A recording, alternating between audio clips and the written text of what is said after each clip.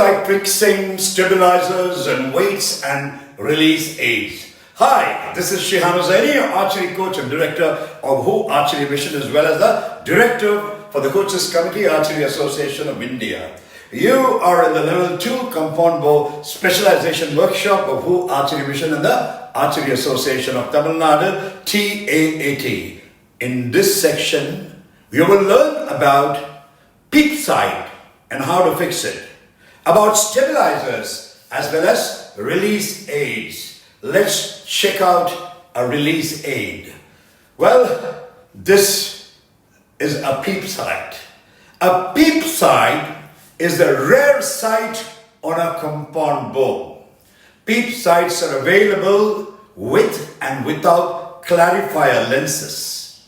The use of a clarifier lens is a matter of personal preference. You like it, you put it. You don't like it, you don't have to put it.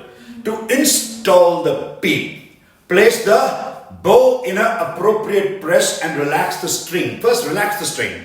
Place the peep between the strands of the string approximately 4 inches above the knocking point and remove the bow from the press. Adjust the scope on the sight to a position that will be correct for 50 or 70 meters for outdoor shooting or 18 meters for indoor shooting.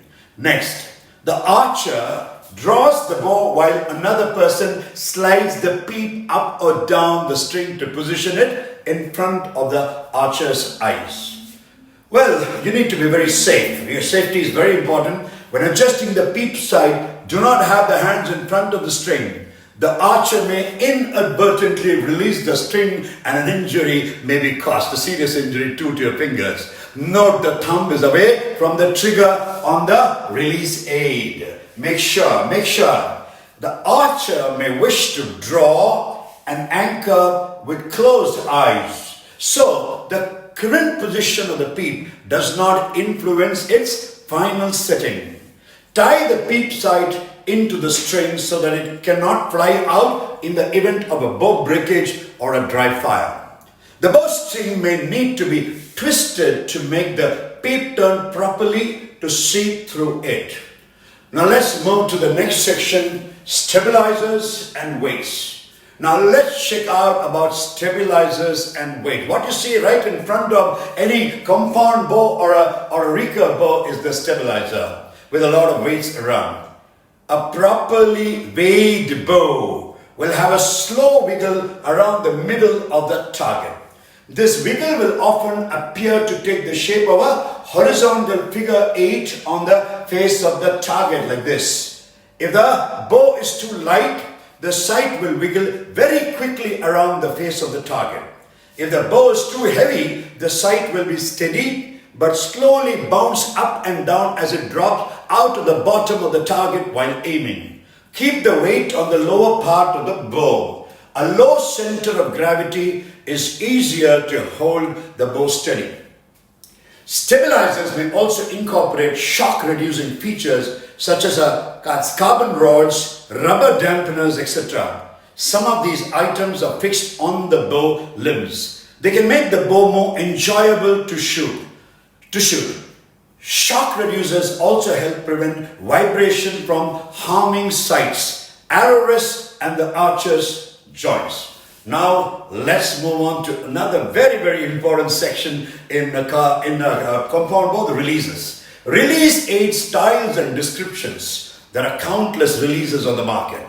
For practical purpose, we can group them into 3 categories. Pure back tension release, then handheld thumb release with a trigger, and wrist wrap release. Well, this is a wrist wrap release, and now this is a handheld thumb release, and yes, this is a back tension release.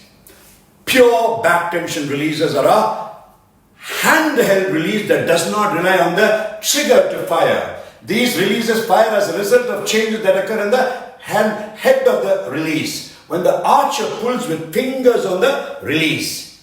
Handheld releases with a trigger have a button or trigger that is manipulated to cause the release to fire, sending the arrow hurtling into the target.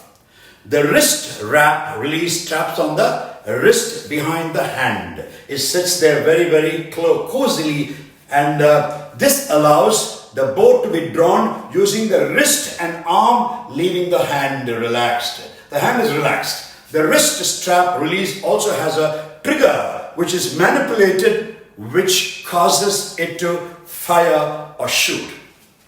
Many archers believe that handheld releases are more suitable for executing a surprise release by the use of muscles located in the archer's back and the posterior part of the string should. Of these three, the string shoulder, any of these three types of release aids can generate such a surprise release. Nevertheless, archers will find this achievement more or less easy pending the release aid design. This is why a personal research has to be done by all of you to be testing various release aids.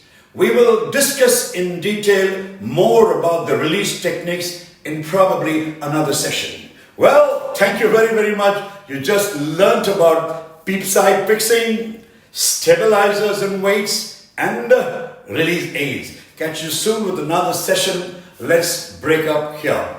Since the lecture is loaded with information, it will not get into your big head easily. If it does, you must be a genius. Please listen to the lecture over and over again in your headphones. This will truly help you understand what I am trying to say. Keep repeating till you are thorough with it. God bless each one of you. Catch you soon. This is who?